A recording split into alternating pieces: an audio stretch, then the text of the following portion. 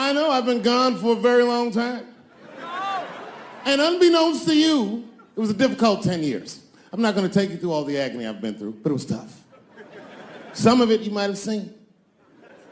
I don't know if you ever saw on TMZ, the big headline, Dave Chappelle, drunk on stage in Detroit.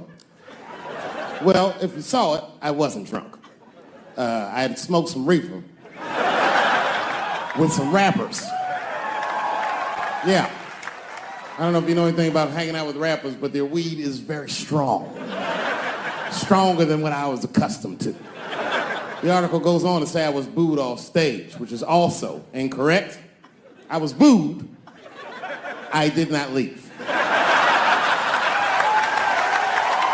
It was a long bump. It was a fucking nightmare. 2 puffs of weed, that's all it was. 2 puffs. I never had that happen when I take 2 puffs of weed. I looked at the guy next to me, I was like, I'm gonna bomb, nigga, I can feel it. And that guy called my name, Dave Chappelle. Niggas was like, you know, normally when you do a comedy show, you guys don't know what it looks like up here, but niggas be just looking up at you like. That's how the show started. Didn't take long for the faces to switch up, like, what the fuck? They started looking amongst themselves. So I knew I wasn't doing good. I don't remember what I was saying. It just took one person to break the ice. It's a black lady with the Ford Motor shirt on. She stood up suddenly. Fuck you, Dave Chappelle. I said, excuse me? She said, I worked all week for this shit, and this show sucks. And in a weird act of racial harmony, a conservative white guy stood up and backed her up. Yeah! The whole crowd band together and started chanting, we want our money back. We want our money back. I said, oh shit. I snapped out of it. Good people of Detroit, hear me. Hear me now. You will never get your fucking money back. Fuck that. I said, I'm like Evel Knievel. I get paid for the attempt. I didn't promise this shit would be good. Boo, they said, fuck you. This went on for a long time. And then after the show, I felt so bad, I took half of the money from the show, thousands of dollars. I said, I'm gonna give this to charity. You know what I did? I bought $25,000 worth of bubble gum and drove around Detroit and handed it out to the homeless so they could chew it and still be hungry.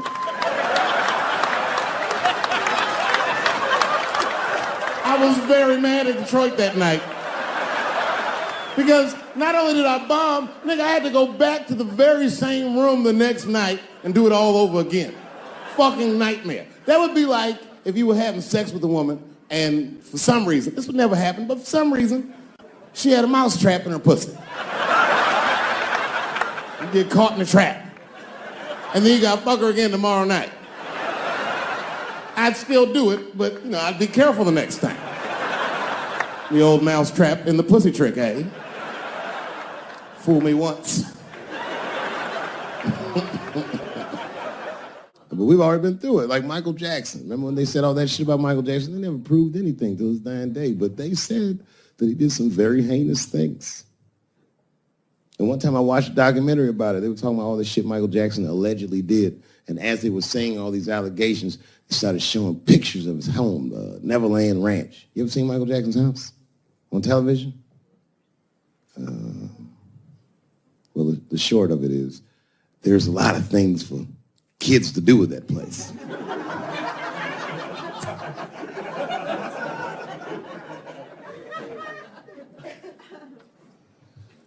And I saw the whole thing, exotic animals and Ferris wheels and merry-go-rounds and shit. And the more they showed it, the more certain I was that I don't think Michael Jackson did any of those things they said he did.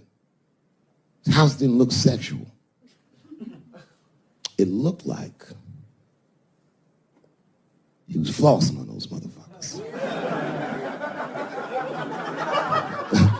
It didn't look like he was trying to fuck kids. It looked like he's just trying to impress them. Like, this nigga's Jay-Z for kids. Like he's just walking through his house. This is my cotton candy machine. It makes 3 tons of cotton candy a day. You know, all the cotton candy you want. This closet is filled with nothing but custom-made karate slippers. Isn't that cool?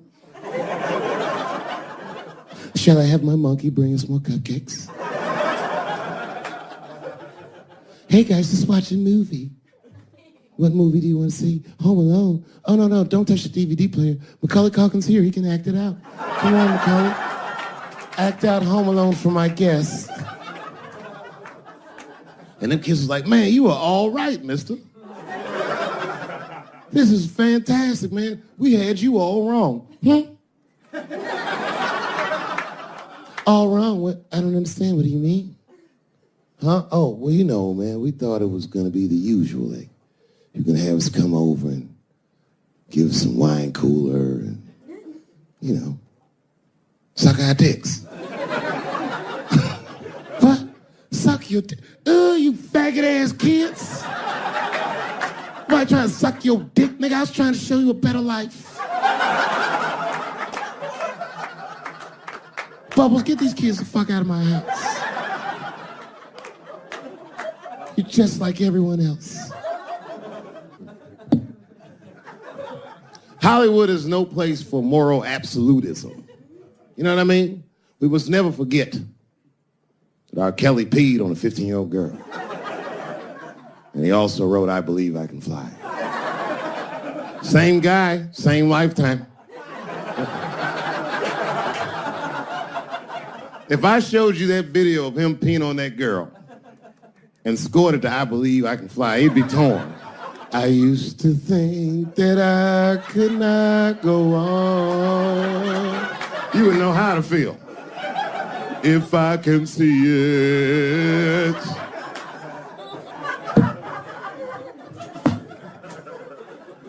It's okay, my career ended many years ago.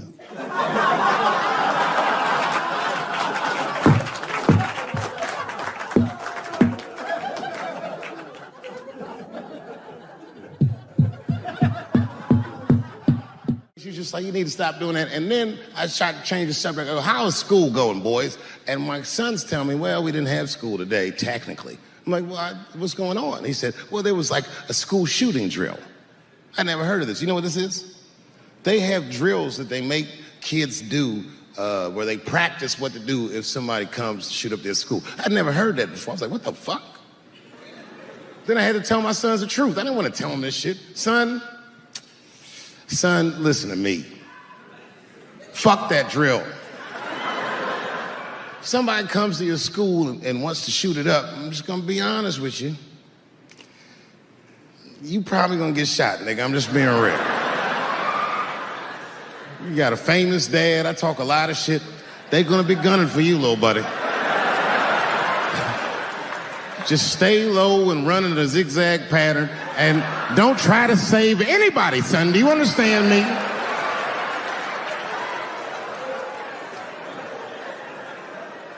If you're a parent, this shit is terrifying. This shit is real scary. All the parents is looking at each other crazy. Because we know as parents that one of us is raising the shooter.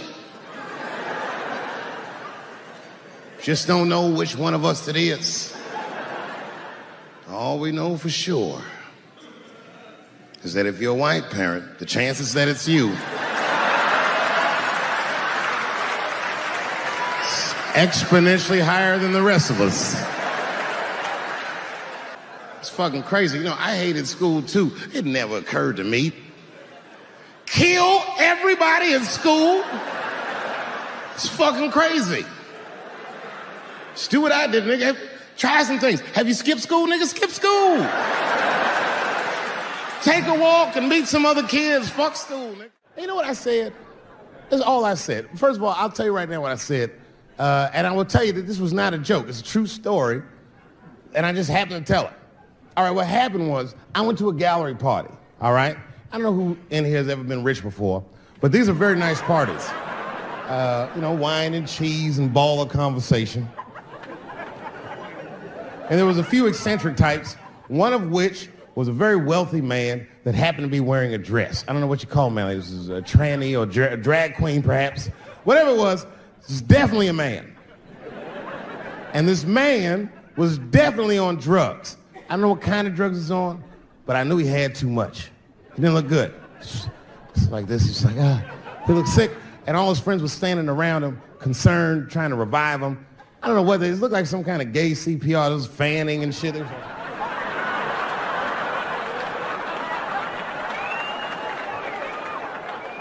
I saw all this from a distance. Now, I should have minded my own business, but I got curious. I was like, oh. And I went over there. All I said, excuse me, gentlemen, is he okay? And then they looked at me like I was evil. She is fine. I said, word? Oh. I'm sorry, I didn't know this is what we were doing.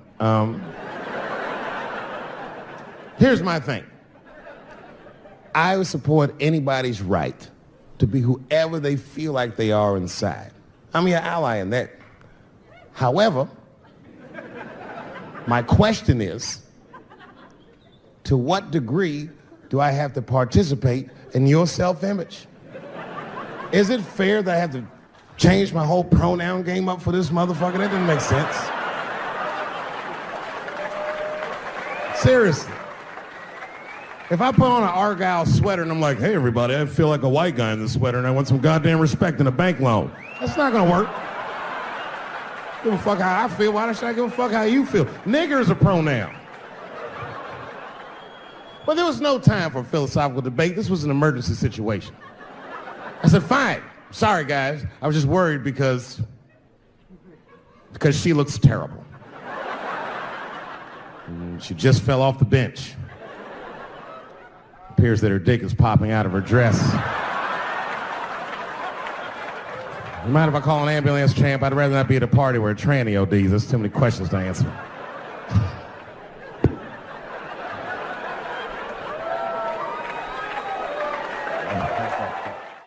I said, I'm in the wrong business. I should be the president. Shit, I'm in the wrong business. See, the only reason I want to be president is because I'm black. That would make it too hot for me. I mean, you know what I mean? I think it could be a black president one day, but you don't want to be the first one. I mean, second or third, that's fine, but that first nigga better watch out. I'm going to tell you that right now. Too hot. I mean, I'd be the first black president. I don't think that nobody would really, really hurt me. I'm sure somebody would want to hurt me, but I don't think they'd touch me because my vice president will be Mexican for a little insurance. You know what I'm saying? You can shoot me if you want, but you're just gonna open the border up, so you might as well leave me and Vice President Santiago to our own devices. Ain't that right, Santiago? See.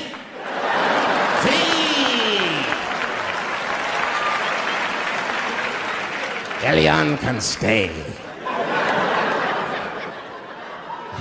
Don't worry, I don't got no Elian jokes. All I'll say about Elian is thank God he's Cuban. Because if he was Haitian, you'd have never heard about his ass.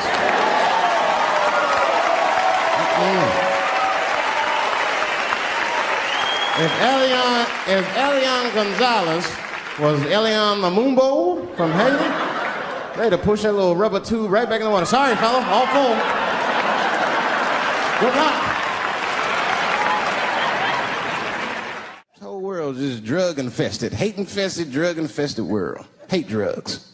I heard the worst drug story. You know what my friend told me? You know what he's dealing with?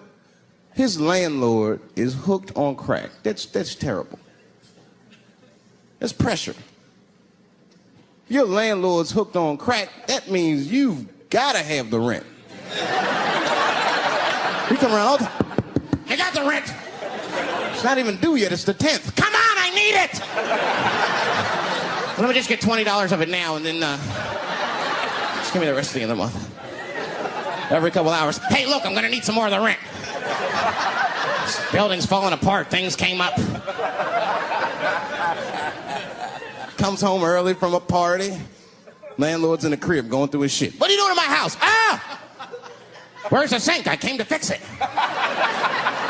It's in the kitchen. I thought it was in the drawer.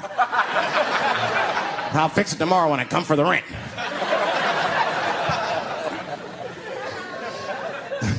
You know what I hate about drugs? I hate when like people my age and older get hooked on crack. I hate that shit. You're too old to be experimenting with the drugs at a certain point. You should be past that. You ain't doing it by a certain point, you just miss it. Drugs are really for old people anyway. You 75, you've earned the right. Shit, if I was 75, I'd do coke, heroin, everything. I wouldn't give a fuck. I'd be walking down the street, they'd be like, boy, that old man is tripping.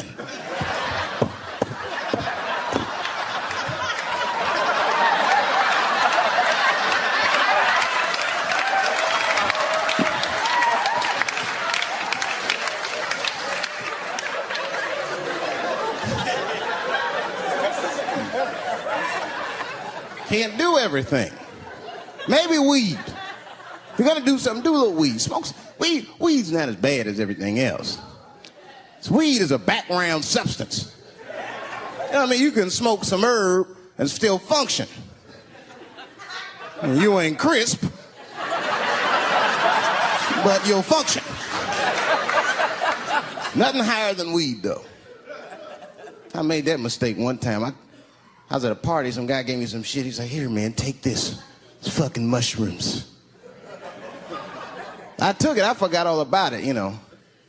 Then a couple days later, I found that shit in my pocket. I'm thinking, why not? Because I'm thinking it's like weed, some background shit. I planned my whole day out like it was weed. I'll chew this shit up, then I'll go to the barber shop, get my hair cut, and then I'll see a movie.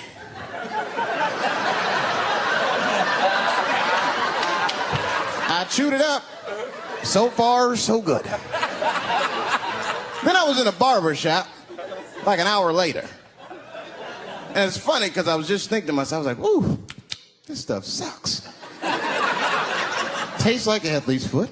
I feel sick, but I'm not really high. Then I looked in the mirror. I saw the barber's reflection, man. It looked like a big penis was cutting my hair. I freaked out. I started talking to myself, Dave, calm down. You're on drugs. This is what drugs do. Okay, you know that there is no way that a penis can cut hair. But I started freaking out, man. I just couldn't take it anymore. I jumped out the chair, half my hair was cut, I didn't care. I didn't, I just gave a barber a handful of money. It was weird, the balls opened up. Anyway, I ran home, man. I ran home as fast as I could. It's tripping. I looked at the clock, it was 2:42. I was like, damn, 2:42. I gotta sober up. I had never been this high this early. I took a shower. I was still high. I said maybe music will do the trick. I listened to every CD I had. I was still high. Exercise, that's what I'll do. I ran around the block 4 times, still high. Took a nap, woke up, fucked up. I looked at the clock, it was 2:43. I said, God damn. I'm scared to death of these police. I am, nigga. I got a police scanner. First money I got, this is the first shit I went out, bought me a police scanner. I just listen to these motherfuckers before I go out, just to make sure everything's cool. You hear shit on it. Calling all cars. Be on the lookout for a black male between 4'7" and 6'8". Staying in the crib tonight, fuck that. Gotta work on that alibi for a minute. Every black person needs an alibi.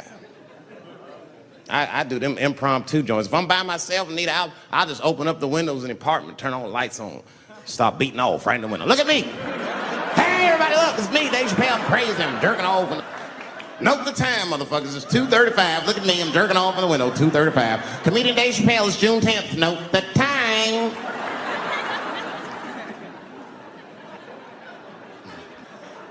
That shit could save my life. Officer David Chappelle couldn't have done that. I saw him in his window masturbating from 2:35 to 2:37. I'm certain of it. He was standing on a clock and holding a calendar and today's paper. Fuck, I need an alibi. I can't be no celebrity. This shit is just the worst. I'm seeing it. I see why stars are crazy now. These motherfuckers. I went to Disney World with my kids, which is a big deal for me. I don't get to see my kids so much. I do Chappelle's show 20 hours a day. Sleep for like half an hour, raise my kids for 10, 20 minutes, and I go back to work. Now, this particular day, I got to hook up with the kids. We went to Disney World. Everybody at the park, fucking everybody. Hey! I'm Rick James, bitch! Hey, I'm Rick James, bitch! It's like, hey, man, hey. You mind not calling me a bitch in front of my kids? Time out, motherfucker. We take a day off. Even Mickey Mouse did it. I said, this is the most unprofessional shit I have ever seen in my life. Rick James, bitch. Oh, I was fed up. I caught that motherfucker with an uppercut. Bop! Knocked his head clean off. Everybody was screaming. Oh my God, oh my God. Mickey Mouse is Mexican. I want your community to know that one of the coolest people I ever met was a transgender woman. And this is not a man that I knew that became a woman. This woman was trans when I met her. Lived in San Francisco. Daphne Dworman is her name. I would do 18 shows in the Bay Area, sometimes in Oakland and Dirty Hood nightclub, and she would be there, a white trans woman, laughing loud and hard at everything I said, especially the trans jokes. It's very puzzling, because she was obviously trans. And one night after one of the shows, I met her. And what it was, turns out, it was her dream to be a comedian. And I was her hero. It's very moving. I could not dislike somebody that felt that way about me. We became fast friends. And when I made that special Sticks and Stones, right as it was coming out, I happened to be in San Francisco and I wanted to do a show, but I needed an opening act. And I remembered that trans woman I had met. So I called her on the phone. And I called her myself. I said, hey, Daphne, this is Dave Chappelle. She couldn't believe it. And I go, I'm in San Francisco. And then she started saying a bunch of wild stuff. I was like, relax now. I don't want any pussy. I was, I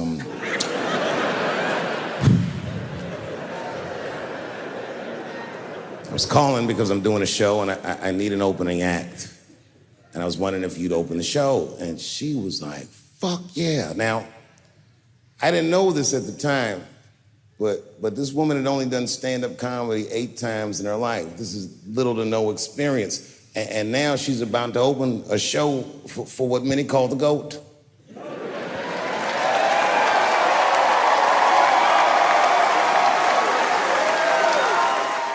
She's an amateur in stature, but in practice, she was very professional. She showed up early, which is something I appreciate, because I like people to be on time. She was dressed to the motherfucking nines. I mean, I'm transphobic, and even I was like, you look nice.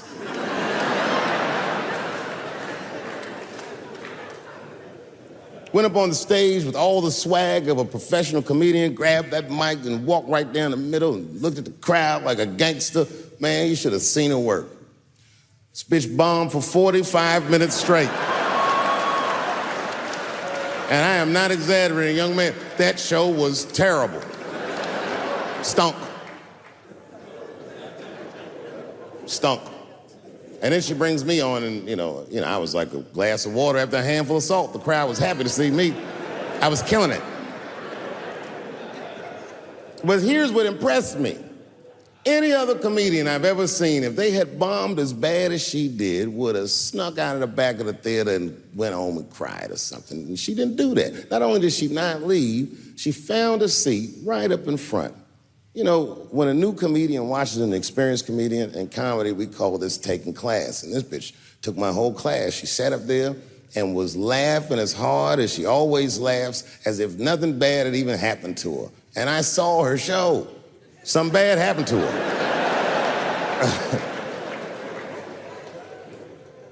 She was drunk. So she starts talking to me while I'm on stage, but the way a person would talk to a television when they were alone. She's talking to me like that. That didn't bother me because I knew her, but the crowd didn't like that shit at all because she sucked. And a guy in the back of the room stood up, and Daphne's hair was dyed blonde at the time, and the guy screamed out, and his energy felt wild as fuck. He said, "Hey, Daphne!" And everybody kind of clamped, like got tense. We didn't know if it was a heckler or active shooter. And he said, "Does the carpet match the drapes?" Yeah, it was fucked up. The whole crowd kind of groaned because it was so, like, mean. Everybody groaned, except for Daphne. She kind of laughed, which was weird. And then she didn't even look all the way back. She said, "Sir, I don't have carpets. I have hardwood floors." Just like that. Just like that. And boy, when she said that shit, it blew the roof off the place. Cut through all the tension with that one joke. She made up for 45 minutes of a stinker of a show. And after that, she could do no wrong. And I kept on rocking. She kept on talking to me. And then the show became something cooler than a show. It became like a conversation between a black man and a white trans woman, and we started getting to the bomber shit. All them questions that you think about that you'd be afraid to ask, I was just asking them, and she was answering them, and her answers were funny as shit. The crowd was falling out of their chairs. And at the end of the show, I go, "Oh, Daphne," I said, "Well, that was fun." I go, "I love you to death, but I have no fucking idea what you're talking about." The whole crowd laughed, except for Daphne. Now she looks at me like I'm not her friend anymore. Like I'm something bigger than me, like I'm the whole world and a guy. And she said, "I don't need you to understand me." I said, "What?" She said, "I just need you to believe," just like this, she goes, "that I'm having a human experience." And when she said it, the whole crowd kind of gasped. And I gave it a Fight Club look. I said, "I believe you, bitch." Because she didn't say anything about pronouns. She didn't say anything about me being in trouble. She said, "Just believe I'm a person and I'm going through it." And oh, I believe you because it takes one to know one.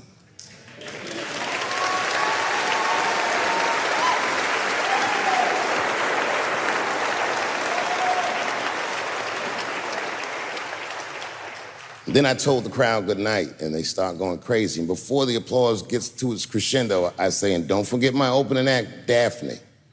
And the crowd stood up, and I looked at her, and tears came out of her eyes. She couldn't believe it was happening. I couldn't believe it was happening because her show stunk. And it was a great night. I remember the late, great Paul Mooney was there, a bunch of fly-ass comedy niggas was there. And we all went backstage and was just drinking and talking shit and laughing, and Daphne stole the room. She had everyone cracking up, spinning the yarn, telling us all these crazy stories about shit she be into. We all laughing real hard, and as she's telling us and everyone's laughing, I'm looking around, I'm like, "Oh my God, she is funny." I pulled her aside and I said, "You're hilarious. I didn't know that when you were on stage."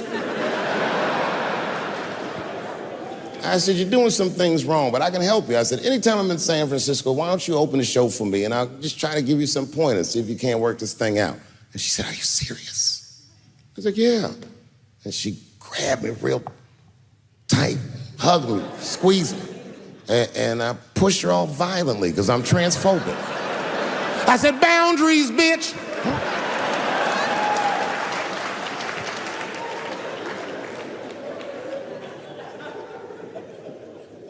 When Sticks and Stones came out, a lot of people in the trans community were furious with me, and apparently they dragged me on Twitter. I don't give a fuck, because Twitter's not a real place.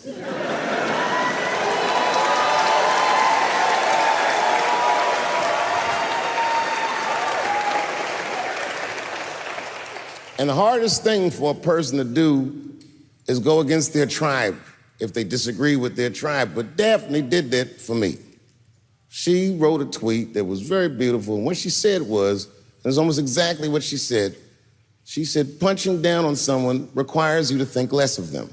And I know him, and he doesn't. He doesn't punch up, he doesn't punch down, he punches lines, and he's a master at his craft. That's what she said.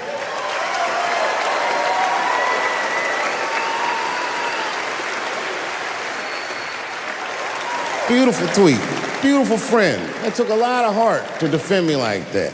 And when she did that, the trans community dragged that bitch all over Twitter. For days, they was going in on her, and she was holding her own because she's funny. But 6 days after that wonderful night I described to you, my friend Daphne killed herself. Oh, yeah. It's a true story. My heart was broken. Yeah, it wasn't the jokes. I don't know if it was them dragging her. I don't know what's going on in her life, but I bet dragging her didn't help. I was very angry at them. I was very angry at her. I felt like Daphne lied to me. She always says she identified as a woman, and then one day she goes up to the roof of a building and jumps off and kills herself. Clearly, only a man would do some gangster shit like that. Hear me out. As hard as it is to hear a joke like that, I'm telling you right now, Daphne would have loved that joke. That's why she was my friend.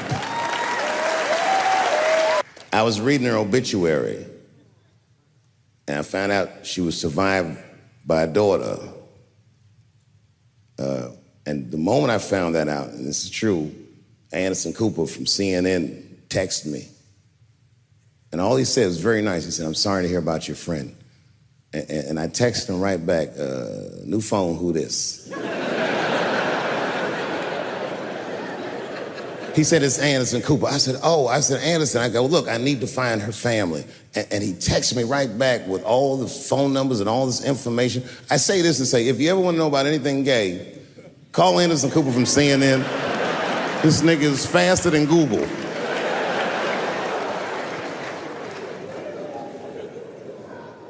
And what I did is I got in touch with her family and I started a trust fund for her daughter, because I know that's all she ever really cared about.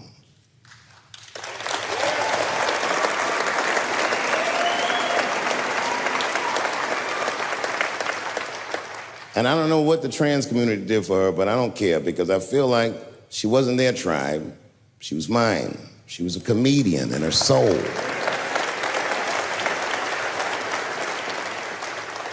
Her daughter is very young, but I hope to be alive when she turns 21, because I'm going to give her this money myself. And by then, I'll be ready to have the conversation that I'm not ready to have today. But I'll tell that little girl, "Young lady, I knew your father. And he was a wonderful woman."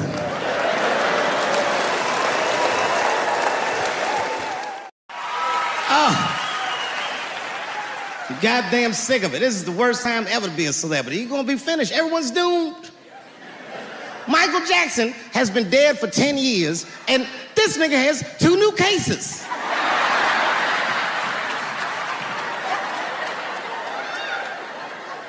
And if you haven't watched that documentary, then I'm begging you, don't watch it.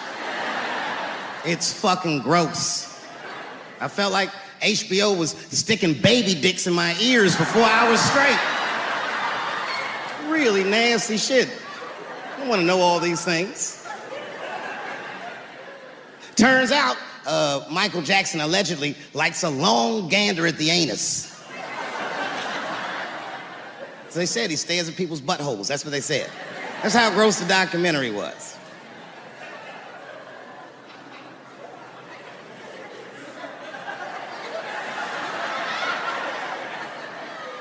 I'm gonna say something that I'm not allowed to say. But I gotta be real. I don't believe these motherfuckers. I do not believe it. But let me qualify the statement. I am what's known on the streets as a victim blamer. You know what I mean? If somebody come up to me like, Dave, Chris Brown just beat up Rihanna. I'll be like, well, what did she do?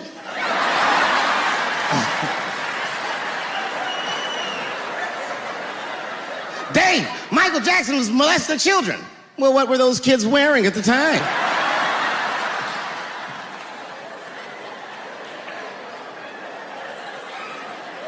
I don't think he did it. But you know what? Even if he did do it, you know what I mean?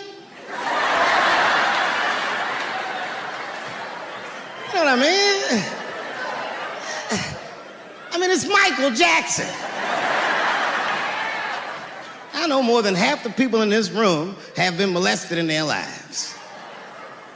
But it wasn't no goddamn Michael Jackson, was it? This kid got his dick sucked by the king of pop. All we get is awkward Thanksgivings for the rest of our lives.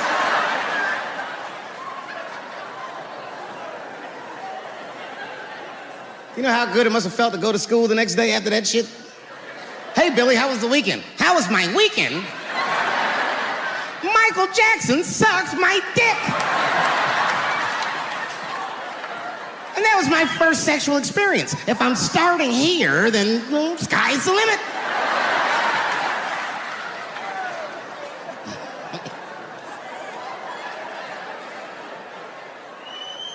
I know it seems harsh, but man, somebody's got to teach these kids.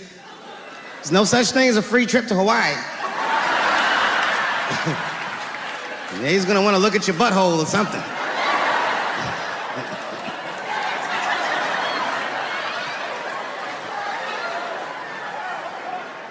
You know why I don't believe it? You know why I don't believe it? Because if Michael Jackson's out here doing all this molesting, then why not Macaulay Culkin? Macaulay Culkin said in an interview that Michael Jackson never did anything inappropriate with him or even around him. Think about that shit. You know, I'm not a pedophile. But if I was, Macaulay Culkin's the first kid I'm fucking, I'll tell you that right now.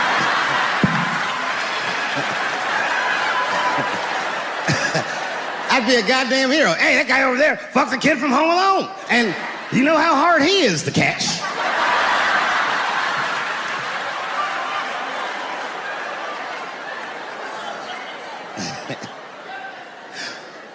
My mind's telling me no.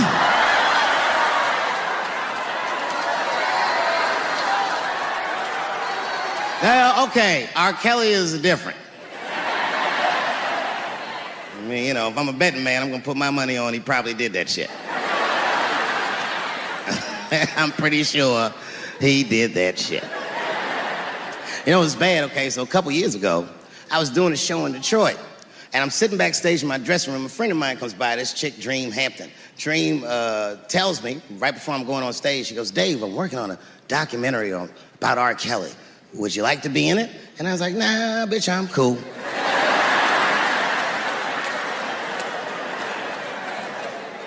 I went on stage, I just forgot about the shit. And then 2 years later, the documentary comes out, Surviving R. Kelly. And when it comes out, Dream's promoting the shit, and she keeps bringing me up. She said, I asked Dave Chappelle to be in my documentary, and he said it was too hot for TV.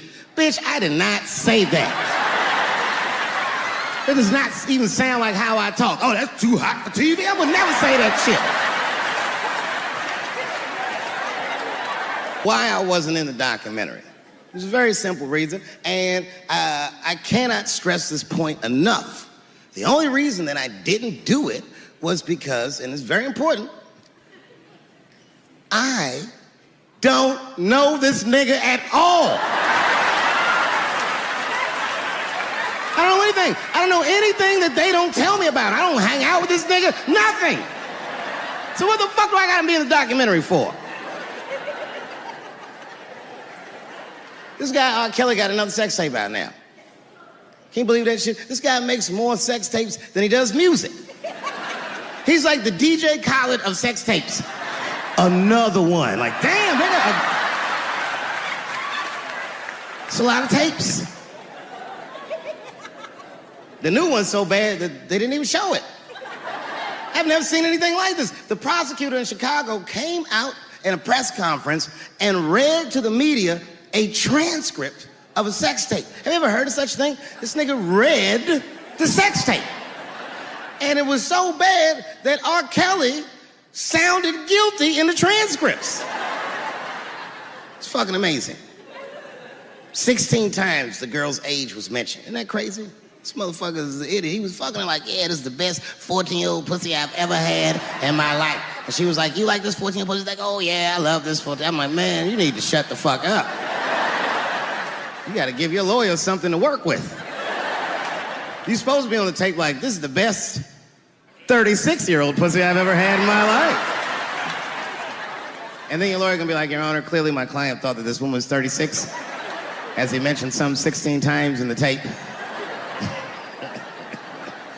They gonna know you lying though, you know what I mean? Everybody knows no such thing as good 36-year-old pussy.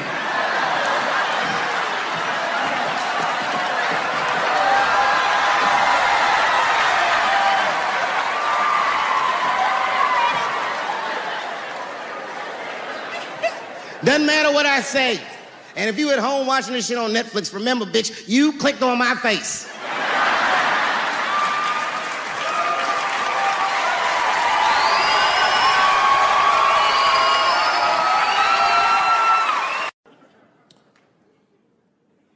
The second time I met O.J. Simpson.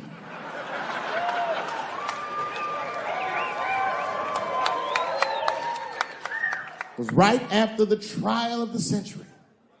There I was, now a young man of probably 23. O.J. Simpson was the most famous or infamous face on planet Earth. I was in a restaurant in Beverly Hills with my agents. I wasn't alone in the restaurant, but I was alone. I was the only black person in the restaurant. And in the 90s, that felt very uncomfortable. Now I tend to enjoy it at this age.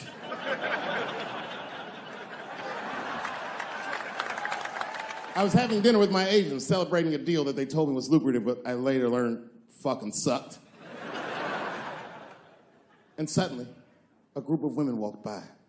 Every race was in that group. Black, white, Asian, Latina, white, and white again. They were all gorgeous. I watched them walk by. Then, I saw a familiar face. Al Collins, the man from the infamous Bronco check, towards the door. Couldn't believe what I saw. And then, close behind him, was O.J. Simpson, newly released from jail. The restaurant fell still. I was shocked. I didn't mean to say it out loud, but it just came out. O.J. He stopped, turned around to see who said it, saw my black face, and correctly assumed it was me.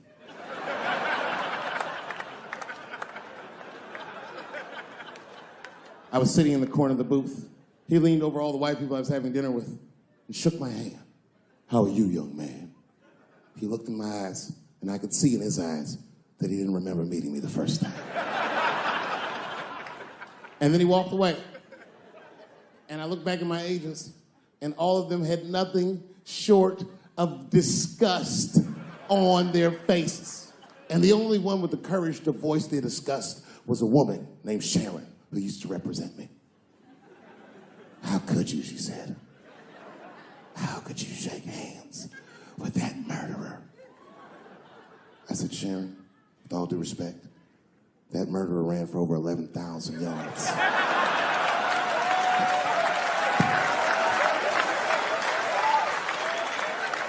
And his glove didn't fit.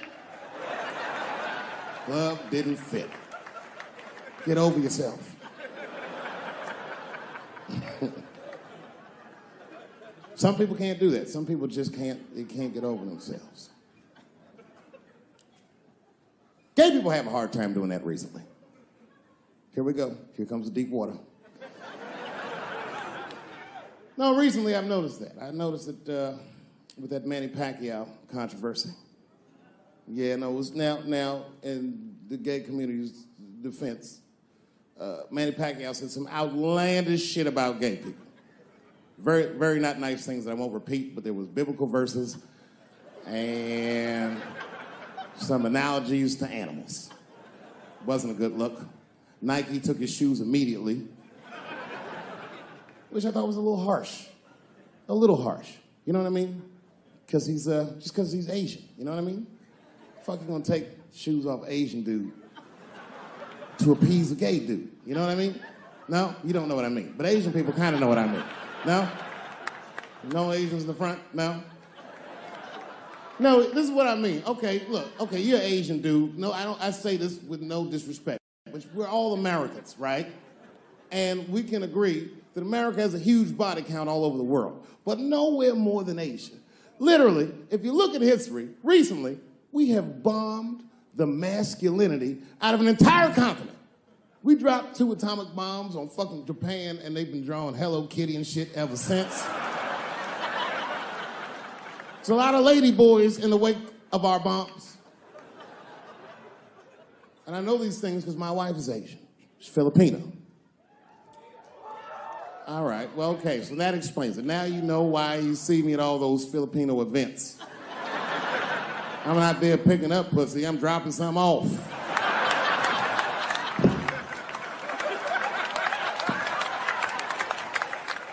I take my wife to all that shit. I took my wife to see Pacquiao fight Mayweather. We sat ringside, okay? That was a quiet car ride home. That's what that was. But if you know what's popping in the Philippines, you know that they got a whole generation of kids in the Philippines growing up without their mothers. Yes, a lot of women in the Philippines go to the Arabian Peninsula, they come to the United back home, which is still one of the #1 staples in the Philippines economy, money that their expats send back to the Philippines. The men, on the other hand, are left rearing children, twiddling their thumbs, waiting on their wives' checks. These men have been fucking emasculated. And then suddenly, a boxer rises from amongst them and reinstates their manhood with his motherfucking fist. This is not the guy you're supposed to ask, what do you think of homosexuals? He's not your champ. Shit. That's why I don't have a sneaker deal, because if you say something that people don't like, they'll take your fucking shoes off. Throw the head. They've got the longest mental gap to bridge. That's all I'm saying. Because, you know, whenever I see one of them T's on the street, I don't mind them, but I'll be like, man, I miss Bruce. I'm sorry, guys. I'm 42. I remember Bruce Jenner. Before the Kardashians, before all that, this motherfucker was a white American superhero. It was amazing. He was beating Africans at track and field. We'd never seen anything like it. He was on my cereal box growing up. You know how much of that cereal I ate, nigga? I didn't know he was gonna do that.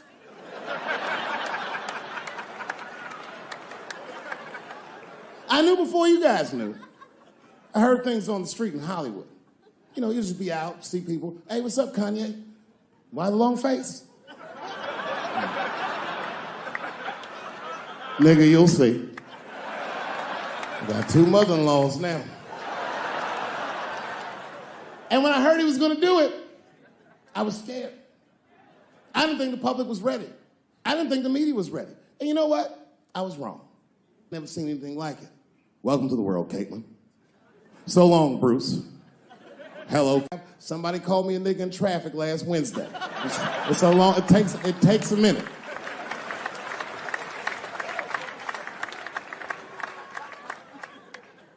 My wife's friend, Stuart, told me that. My wife has a lot of gay friends. Stuart's their leader. She has a lot of gay friends. And I don't like them.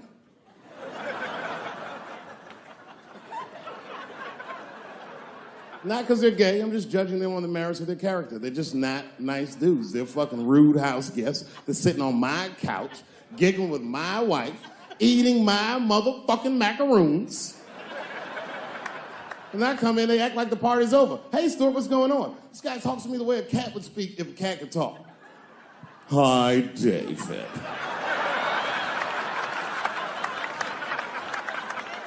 Stuart, what's all the beef, man? What's going on? He always wants to have some kind of gay political argument. The last one was about a petition in federal court to take the words husband and wife out of the law. I said, well, why would you want those words out the law? He said, because it discriminates against same-sex couples. I was like, niggas, please save me the semantics. Just trust me, take your chips and get the fuck out of the casino. You're about to side, talk that over amongst yourselves, and whichever one of you is gayer, that's the wife.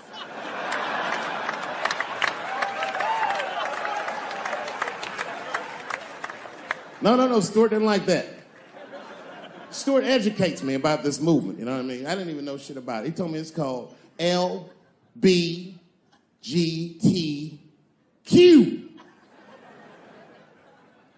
I was like, what the fuck is the Q? Does that even make sense, Q? Turns out Q is like the vowels. That shit is sometimes Y. It's for gay dudes that don't really know they're gay. You know what I mean? Like prison fags who are like, well, I'm not gay, nigga. I'm just sucking these dicks to pass the time. I'm not G, I'm Q. Ugh.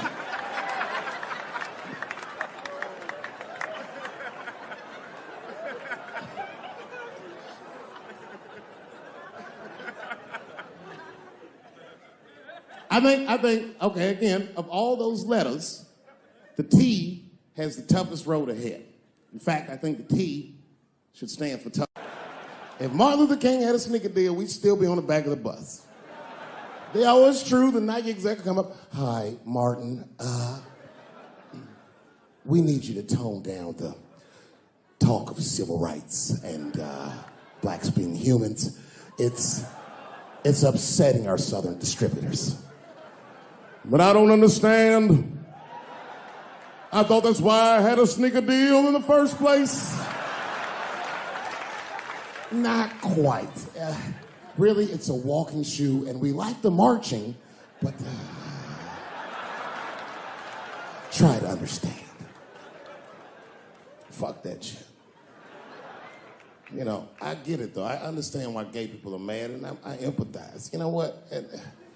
I'm just telling you, this is a black dude. I support your movement, but if you want to take some advice from a Negro, pace yourself. These things take a while. Just because they passed the law doesn't mean they're going to like it. Brown versus Board of Education was in 1955. I was shocked. Is this happening? Wait a minute. Is this a time in American history when an American can make a decision for themselves, and even though other Americans don't understand it, they'll support it and let this person live a happy life? Is this what's happening? If it is, then good for America. That's Dave Chappelle, the American. Although Dave Chappelle, the black American, he was a little jealous. I was like, how the fuck are transgender people beating black people in the discrimination Olympics? If the police shot half as many transgenders as they did niggas last year, it'd be a fucking war in LA. I know black dudes in Brooklyn, hard street motherfuckers that wear high heels just to feel safe.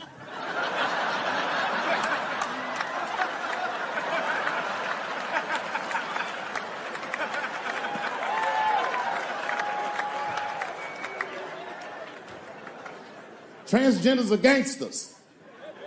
I used to do business with a transgender in Hollywood. Man, everybody would be scared of her in the boardroom. She'd walk in there, newly minted woman, high heels, purse. Shit.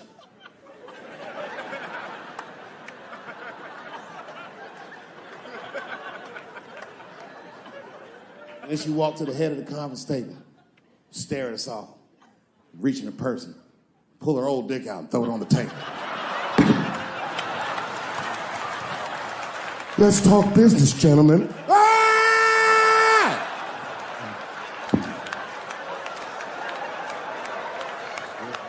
Shit is scary as fuck. If your best friend pitched that to you, you'd be horrified. Yo, nigga, let's go to the hospital and cut our dicks off and make pussies out of them shits. What? Can't we just get matching jackets or tattoos or something? Sure, that's what you want to do? There's only one way to find out, nigga. Wu-Tang, bow, bow. Let's go to the club and trick niggas into fucking us, yeah. I ain't doing trans jokes no more. You know what I'm gonna do tonight? Tonight, I'm doing your own handicap jokes. Well, they're not as organized as the gays. And I love punching down. There's probably a handicap in the back right now, because that's where they usually make them sit.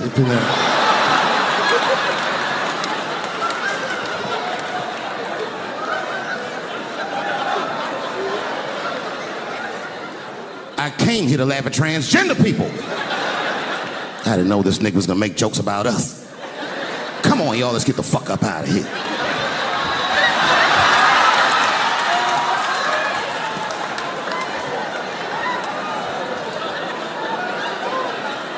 Yeah, it's about time somebody let these handicaps have it. Made them met their match tonight. Fuck them. One time I was on Capitol Hill, and I seen a handicapped congressman. Madison Cawthorn, that's his name.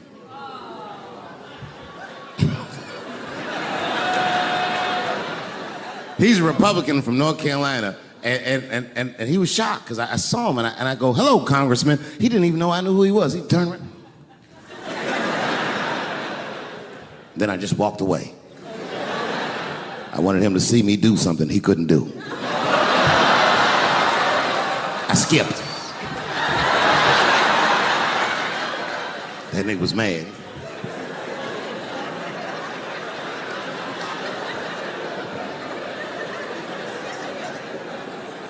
He's no longer a congressman. I don't know if you follow politics. I'm not trying to be funny, but he lost his seat. He ran a bad race. Oh, buddy, yes, he did. And you know what he did wrong? He was running for Congress again, and this motherfucker tried to be controversial. He was on all them right-wing podcasts talking all that shit. He was like, Washington is worse than Hollywood. I was at home like, what? He said, these people are disgusting. They have orgies and sex parties and drug parties. And I was thinking, this nigga sounds like Juicy Smouye. He's lying. Now, I don't doubt that they do this kind of shit in Washington, but I doubt he's seen it with his own eyes. Because who the fuck invites a paraplegic to an orgy? So this nigga can roll around and snitch on everybody.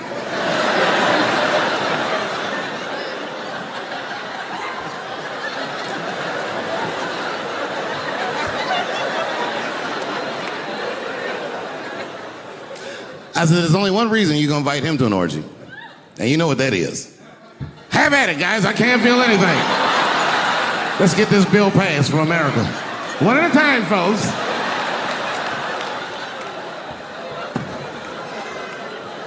Oh, buddy. Yep. Yeah, the handicaps are the new people I punch down on. To be honest with you, I've been trying to repair my relationship with the transgender community, because I don't want them to think that I don't like them. And you know how I've been repairing it? I wrote a play. I did, because I know that gays love plays. It's a very sad play, but it's moving. It's about a black transgender woman whose pronoun is, sadly, nigger.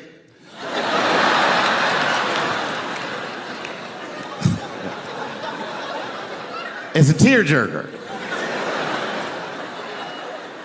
At the end of the play, she dies of loneliness because white liberals don't know how to speak to her. Sad. Speaking of nigger, I've also been working on a book, and this is true. I'm rewriting the American classic, Huckleberry Finn, from Nigger Jim's perspective. It's called The Adventures of Nigger Jim. That's how the book starts. Huckleberry Finn walks up to him and goes, so you're Nigger Jim. And he's like, yo, I just said Jim. What's your name, little buddy? Huckleberry Finn's my name. What? Huckleberry? That's your real name? God-given.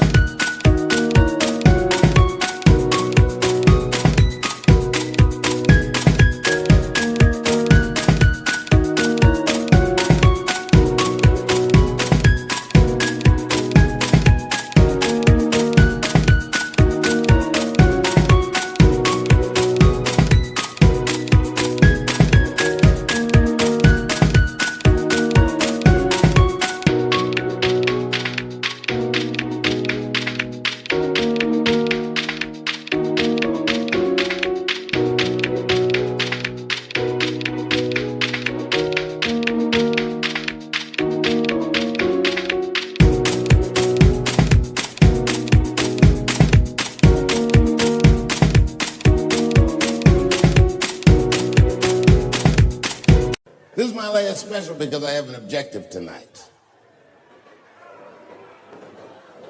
I came here tonight because this body of work that I've done on Netflix, I'm going to complete. All the questions you might have had about all these jokes I've said in the last few years, I hope to answer tonight. I'd like to start by addressing the LBGTQ community directly.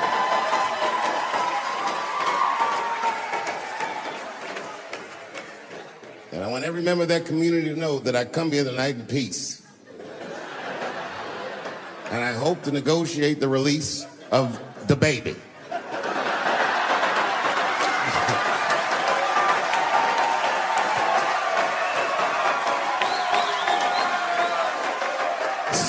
Sad story. The baby was the #1 streaming artist until about a couple weeks ago.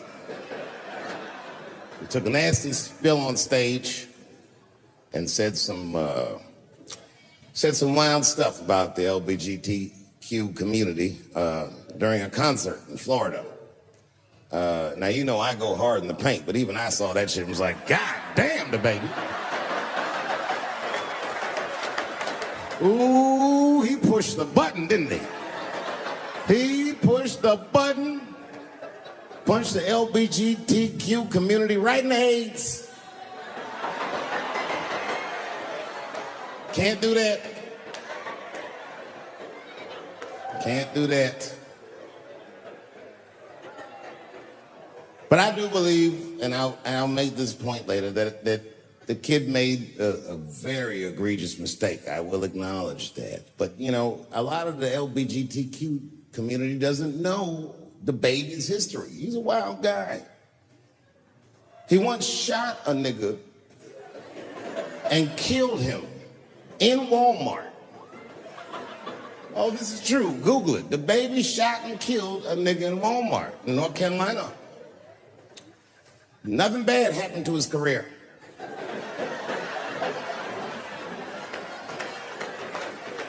Do you see where I'm going with this? In our country, you can shoot and kill a nigga, but you better not hurt a gay person's feelings.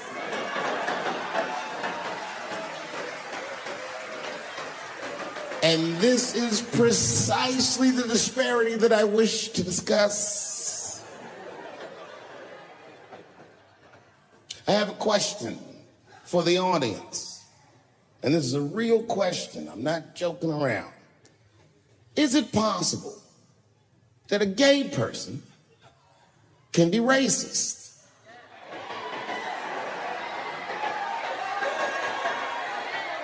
Do you really think so? Of course it's possible. Look at Mike Pence.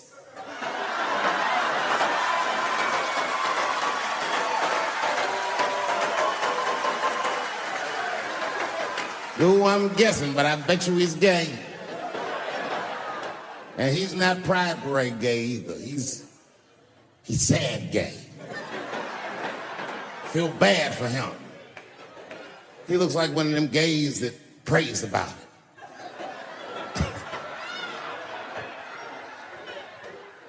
Jesus, please take these dirty feelings out of my heart.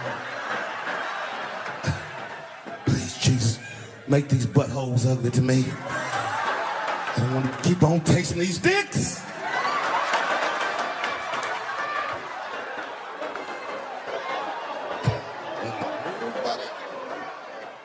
You guys are confusing the emotions. You think I hate gay people, and what you're really seeing is that I am jealous of gay people. Oh, I'm jealous. I'm not the only black person that feels this way. We blacks, we look at the gay community and we go, God damn it, look how well that movement is going. Look how well you are doing.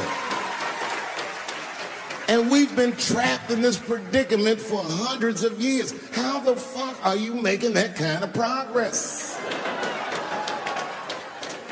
I can't help but feel like if slaves had baby oil and booty shorts, we might have been free 100 years sooner, you know what I mean?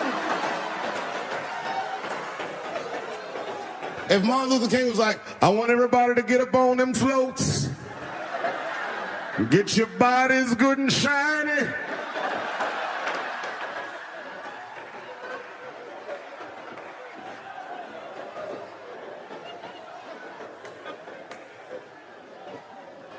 I don't hate gay people at all. I respect the shit out of you. Well, not all of you.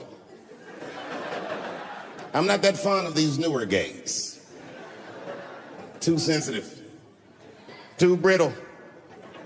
Those aren't the gays I grew up with. I miss them old school gays, nigga. Them Stonewall niggas. Them the ones that I respect.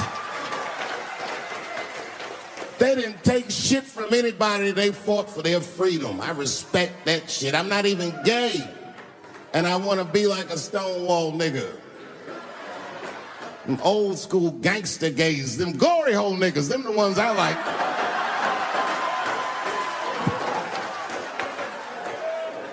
These new gays don't even know what the glory hole is. It's a hole in the wall the gay contractors built. You wanna know why they put that hole in the wall? I'll tell you, there's no nice way to say it. Because when they want to have some fun, they will put their penises in that hole and hope for the best. I respect that shit. There's a lot of courage on both sides of that hole, nigga. I'm not even gay. And I want to try that glory hole out.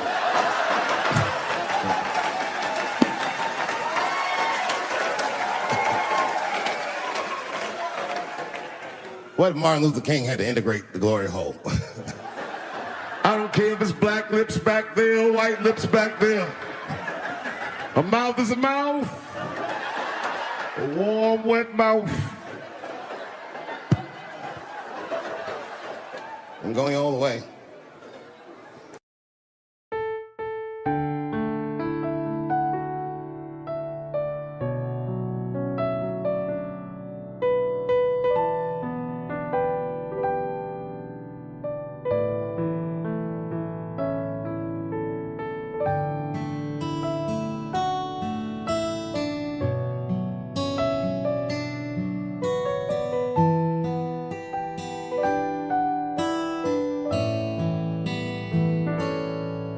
Dahulu kala sebelum bertemu dirimu, hari-hariku serasa hampa tidak warna. Dahulu kala ku jalani hidup yang biasa, sampai kau temukan pelangi yang warnai hidup ini.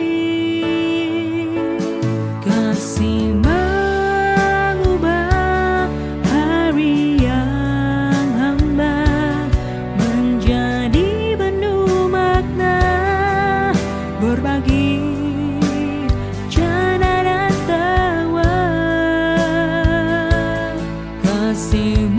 mengajariku melihat dunia tanpa batas. Tak ada yang ku ini selain dirimu, kasih.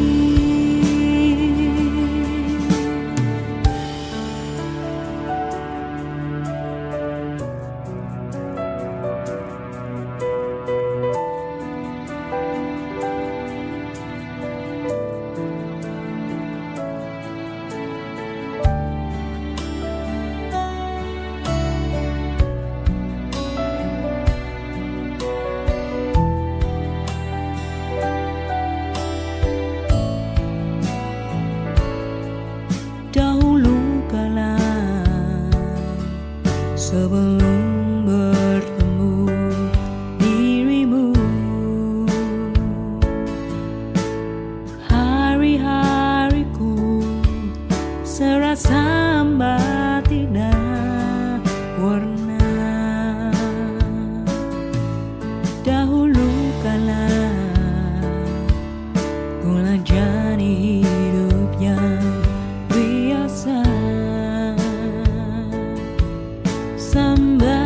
tơ